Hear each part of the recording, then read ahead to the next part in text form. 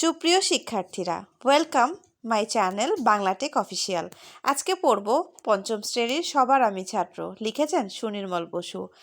আকাশ আমায় শিক্ষা দিল, উদার হতে ভাইরে, কর্মী হবার মন্ত্র আমি বায়ুর কাছে পাইরে। পাহাড় শিখায় তাহার সমান, হয়ে যেন ভাই মৌন মহান।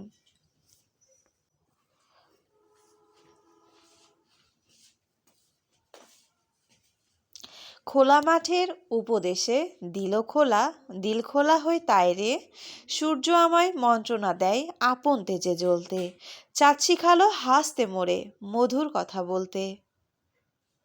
মাটির কাছে সহিষ্ণুতা পেলাম আমি শিক্ষা, আপন কাজে কঠোর হতে পাষাণ দিল দীক্ষা। বিশ্বজোড়া পাঠশালা মোর, সবার আমি ছাত্র, নানানভাবে নতুন জিনিস শিখছি দিবারাত্র।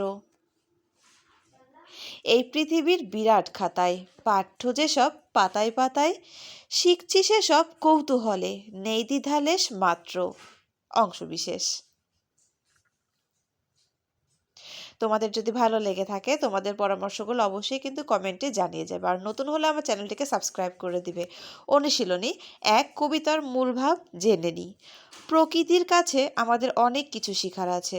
বিশাল আকাশের দিকে আমরা যখন তাকাই তখন তার কাছে শিক্ষা পাই উদারতার, তেমনিভাবে বায়ুর কাছে শিক্ষা পাই কর্মী হওয়ার, পাহাড়ের কাছে শিক্ষা পাই মৌনমহান হওয়ার, খোলা মাঠের কাছে দিল খোলা হওয়ার, সূর্যের কাছে শিখি আপন তেজে দীপ্ত হতে, চাঁদের কাছে শিখি মধুরতা ও নম্রতা, সাগরের কাছে শিখি বিশাল অন্তরের অধিকারী হতে, আর নদীর কাছে শিখি দ্রুত বেগে ছুটতে।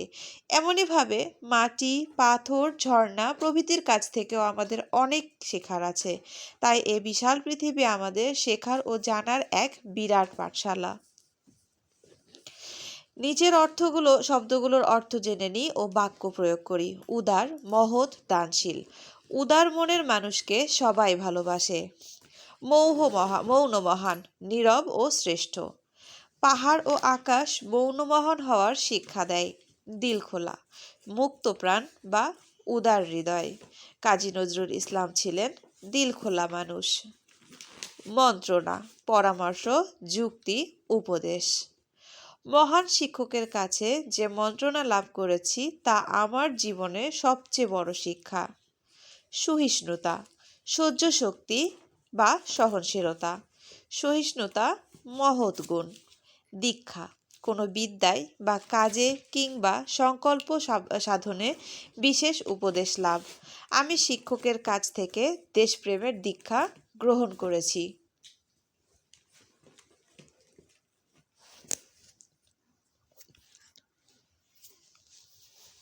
যুক্তবর্ণ চিনে নিই। সহিষ্ণুতা মূর্ধন্য স যোগ মূর্ধন্য। কৃষ্ণ, তৃষ্ণা। মন্ত্রণা তন্ত নয়ে তয়ে রফলা। যন্ত্রণা অন্ত্র। 4, কথাগুলো বুঝে নিই। হই যেন ভাই মৌন মহান। পাহাড় আকারে বড় হলেও নিজেকে নিয়ে বড়াই করে না। কবি বলতে চান যে পাহাড় বড় হলেও শ্রেষ্ঠত্ব দাবি করে না। তেমনি মানুষও নানা গুণের অধিকারী হবে, কিন্তু আত্মপ্রচার বা অহংকার করবে না। দিল খোলা হই তাইরে। খোলা মাঠে আমরা যেদিকে ইচ্ছা সেদিকে যেতে পারি, মনের আনন্দে ঘুরে বেড়াতে পারি। খোলা মাঠে প্রশস্ততার প্রতীক। এজন্য বলা হয়েছে খোলা মাঠ আমাদের মনের প্রসারতা বাড়ানোর শিক্ষা দেয়। অন্তর হোক রত্ন আকর। সাগরে মুক্তা ও প্রবাল পাওয়া যায়। এসব জিনিস খুব মূল্যবান। সাগরও যেমন নানা রকম মণিমুক্তা ধারণ করে, তেমনি আমাদের অন্তরও সুন্দর গুণাবলীতে পরিপূর্ণ থাকা উচিত। বিশ্বজোড়া পাঠশালা মোর। এই বিশ্ব অনেক বড়, তার কাছ থেকে আমাদের শিক্ষার শেষ নেই। তাই পৃথিবীকে বলা হয় একটি বিশাল পাঠশালা। 5, প্রশ্নগুলোর উত্তর মুখে বলি ও লিখি।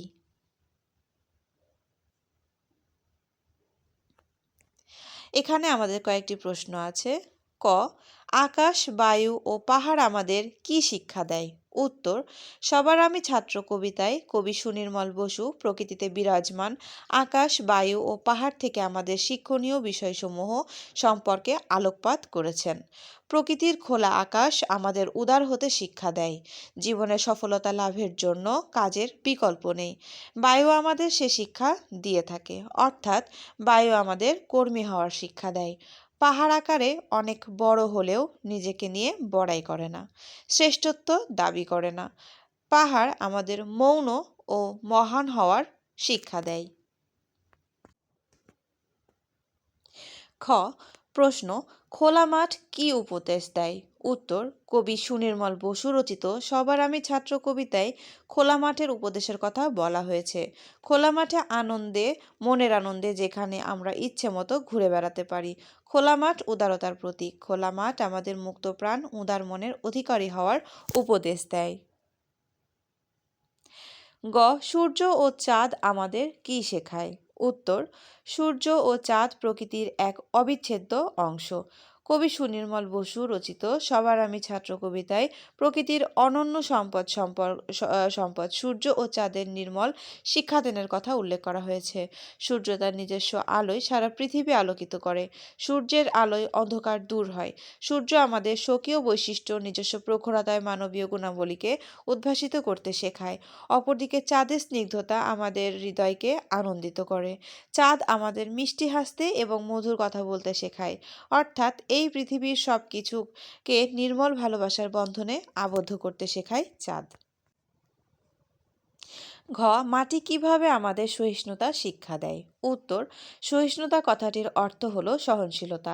সহিষ্ণুতা মানব জীবনের একটি বিশেষ গুণ। সার্থক ও সফল জীবনের জন্য প্রত্যেক মানুষেরই এই গুণ থাকা দরকার। আমাদের আবাসভূমি এই পৃথিবীর অন্যতম উপাদান মাটি। এই মাটির ওপর আমরা চলাফেরা করি, ঘরবাড়ি তৈরি করি, মাটির বুক চিরে আমরা ফসল ফলাই। কিন্তু মাটি কখনো আমাদের এসব কর্মকাণ্ডের জন্য প্রতিবাদ করে না। আমাদের সব রকম অত্যাচার মাটি নীরবে সহ্য করে যায়। মাটি ধৈর্য ও সহ্য শক্তির প্রতীক। মাটি তার সহ্যগুণের মাধ্যমে আমাদের সহিষ্ণুতা শিক্ষা দেয়। ও বিশ্বজোড়া পাঠশালা মোড় এ কথার অর্থ কী? উত্তর, পাঠশালা হলো শিক্ষা গ্রহণের স্থান। সবার আমি ছাত্র কবিতায় কবি সুনির্মল বসু এই পৃথিবীকে শিক্ষা গ্রহণের বিশাল পাঠশালা হিসেবে উপস্থাপন করেছেন। আমাদের এই পৃথিবী অনেক বড়। পৃথিবীর বিশাল প্রকৃতিতে বিরাজ করছে আকাশ, বাতাস, চন্দ্র, সূর্য, পাহাড়, নদী প্রভৃতি। এদের সবার কাছে এ সব কিছুর মধ্যে রয়েছে অনেক শিক্ষণীয় বিষয়। শুধু তাই নয়, এই পৃথিবী প্রাকৃতিক রূপ, নানা জাতি, নানা দেশ থেকেও আমরা অনেক কিছু শিক্ষা গ্রহণ করতে পারি। সত্যিকার অর্থে এ পৃথিবী স্বয়ং একটি বিশাল পাঠশালা ও অফুরন্ত জ্ঞানের ভাণ্ডার। এর কাছ থেকে শিক্ষার শেষ নেই। বিশ্বজোড়া পাঠশালা মোড় এ কথার মধ্যে দিয়ে কবি এই বিষয়গুলোকেই বোঝাতে চেয়েছেন।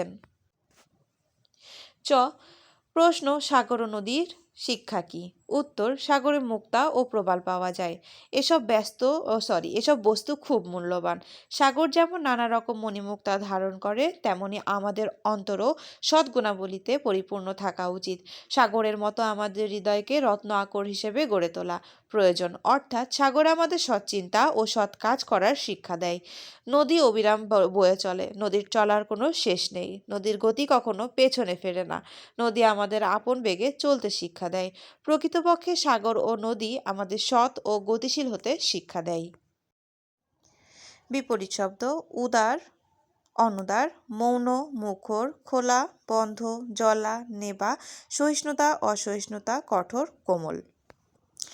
একই অর্থ হয় এমন শব্দগুলো জেনে নিই। আকাশ, গগন, অম্বর, আসমান। বায়ু, বাতাস, হাওয়া, পবন, সমীরণ।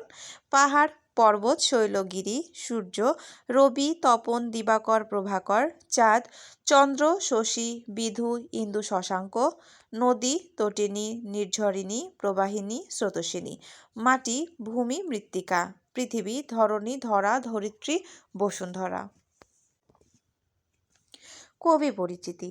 কবি ও শিশু সাহিত্যিক সুনির্মল বসু ভারতের বর্ধমান, ঝাড়খণ্ড রাজ্যর গিরিডিতে 1902 সালে জন্মগ্রহণ করেন। তার পৈতৃক নিবাস ঢাকার বিক্রমপুরের মালাখানগর গ্রামে। শিশু কিশোরদের জন্য তার অজস্র ছড়া, কবিতা, গল্প কাহিনী, রূপকথা, ভ্রমণ কাহিনী, হাসির নাটক ও উপন্যাস রয়েছে। তার বিখ্যাত গ্রন্থগুলো হলো ছানাবড়া, বেড়ে মজা, হেঁটে, হুলস্থুল,